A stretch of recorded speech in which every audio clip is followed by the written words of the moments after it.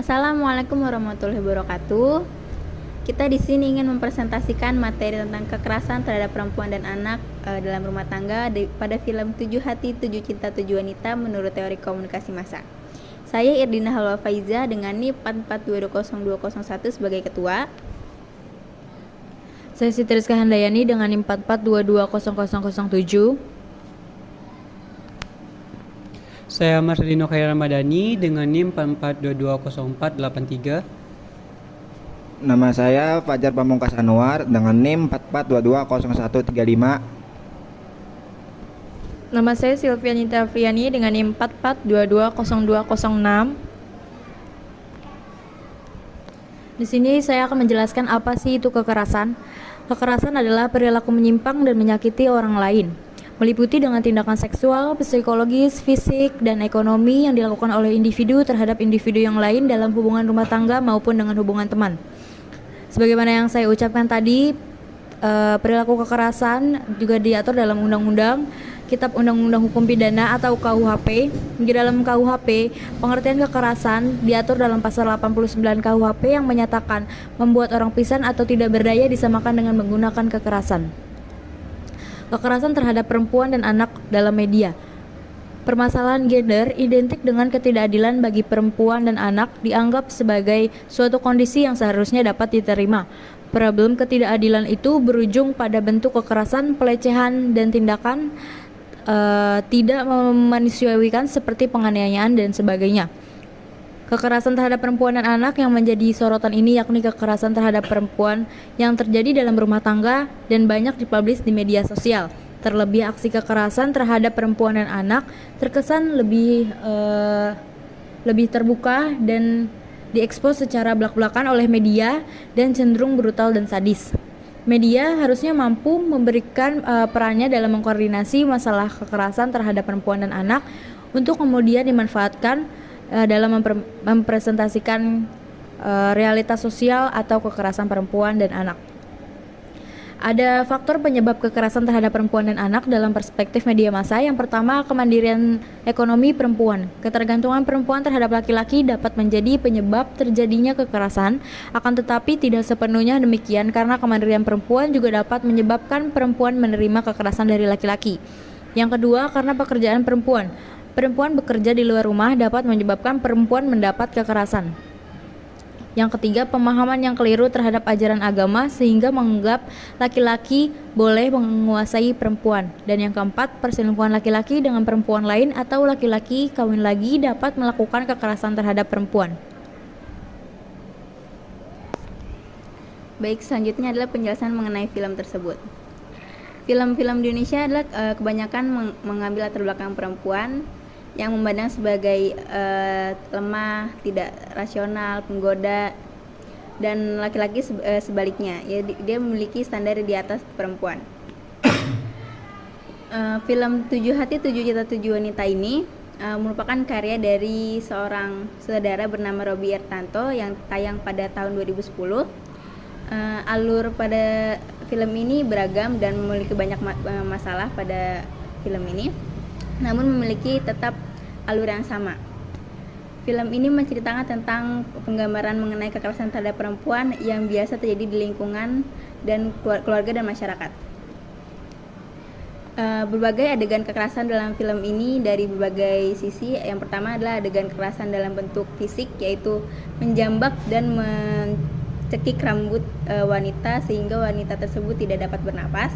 Yang kedua, adegan kekerasan fisik dalam bentuk ada peran bernama Randy memiliki kebiasaan menyakiti Lily yang saat itu dia sedang hamil, seperti melempar bantal, melakukan kekerasan seksual untuk sekedar kepuasannya. Yang ketiga adalah adegan kekerasan fisik dalam adegan dua anak sekolah yang bolos melakukan kekerasan pemerkosaan tanpa seizin wanita tersebut menjadi suatu yang kontroversial, merupakan ancaman kekerasan. Keempat adalah adegan simbolik kekerasan finansial, seorang suami yang tidak memenuhi kebutuhan keluarganya dalam hal finansial. Sang istri harus mencari kerja dengan menjahit dalam keadaan hamil 9 bulan yang seharusnya adalah menjaga kehamilannya saat itu. Yang kelima adalah kekerasan dalam bentuk psikis, yaitu perselingkuhan. Sang suami melakukan perselingkuhan tanpa sepengetahuan istrinya. Hal itu adalah Kemudian kekerasan psikis yang membuat sang istri menjadi memiliki gangguan mental. Selanjutnya oleh Marcel. Oke, di sini ada teori sebelumnya ada teori komunikasi massa yang dikorelasikan dari studi kasus sebelumnya. Di antaranya itu ada teori kultivasi yang dimana menjelaskan keterkaitan antara media komunikasi, terkhususnya televisi, dengan tindakan kekerasan. Televisi merupakan salah satu media komunikasi massa yang dimana informasinya yang dapat disajikan dan bisa menjangkau dalam skala yang sangat luas. Nah, dan informasi ini cenderung bernuansa kekerasan dan digambarkan pada kejadian dalam kehidupan sehari-hari. Di sini juga ada korelasi teori kultivasi pada film tersebut. Teori ini berkaitan dengan film 7 Hati, 7 Cinta, 7 Wanita yang menggambarkan kekerasan terhadap perempuan dan anak. Adegan kekerasan fisik dan seksual di sini dapat membentuk pandangan bahwa kekerasan terhadap perempuan ada hal yang umum dan dapat diterima. Stereotype gender yang diperkuat dalam film ini juga dapat mempengaruhi pandangan penonton mengenai peran laki-laki dan perempuan dalam kehidupan masyarakat. Jadi kita dapat menyimpulkan teori kultivasi ini memberikan pemahaman tentang pengaruh media massa terhadap persepsi individu. Namun ada juga faktor lain yang mempengaruhi teori ini. Oleh karena itu diantaranya ada pengalaman pribadi, lingkungan sosial, dan pendidikan, dan juga yang berperan penting dalam membentuk pandangan tindakan pada seseorang. Selanjutnya, teori usage and gratification. Teori ini yang merupakan halayak dilihat sebagai individu aktif dan memiliki tujuan serta bertanggung jawab. Pemilihan media yang akan mereka gunakan untuk memenuhi kebutuhan mereka. Teori usage and gratification memiliki fokus perhatian pada audiensi sebagai konsumen media massa dan bukan pada pesan yang disampaikan. Ada korelasi teori usage and gratification pada film tersebut. Teori ini dapat dikaitkan dengan studi kasus yang kita ambil, contohnya kekerasan terhadap perempuan dan anak yang dijelaskan dalam film 7 Hati, 7 Cinta, dan 7 Wanita. Penyalahgunaan fisik, emosi karena yang dia saksikan sebelumnya sehingga dapat mempengaruhi persepsi penonton tentang masalah kekerasan dalam dunia nyata. Ini dapat memperkuat pandangan yang tidak seimbang mengenai peran dan kemampuan laki-laki dan perempuan dalam masyarakat. Kesimpulannya, dalam teori use and gratification, kita dapat mengasumsikan bahwa bagi yang suka menonton nantinya akan cenderung memiliki pandangan yang sejalan terhadap apa yang ditampilkan dalam film tersebut. Mereka mungkin cenderung melihat kekerasan terhadap perempuan sebagai sesuatu yang lebih umum terjadi dan melecehkan peran perempuan dalam masyarakat. Selanjutnya,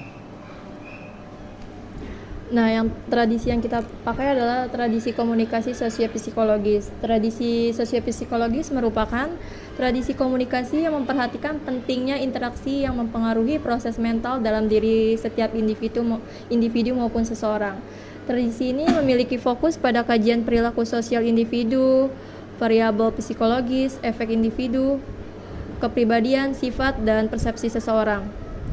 Korelasinya terhadap film tersebut dengan tradisi sosiopsikologi sangat erat kaitannya, seperti adegan kekerasan fisik, pria yang mencekik leher perempuan, menjambak rambut, melempar bantal, menampar, menindih perempuan yang sedang hamil, untuk mendapatkan kepuasan seksual dengan kekerasan simbolik seperti kekerasan finansial, kekerasan fungsional, dan kekerasan fisik dan psikologis. dalam bentuk perselingkuhan, sehingga hal tersebut membuat psikologi seorang perempuan terganggu. Sama halnya dengan tradisi sosiopsikologis ini. Ini perilaku sifat kepribadian pria dalam film tersebut memberikan perubahan terhadap psikologis mental seorang perempuan yang ada di film tersebut. Baik, sekian presentasi dari kami. Apabila ada kesalahan kekurangannya mohon maaf. Wassalamualaikum warahmatullahi wabarakatuh.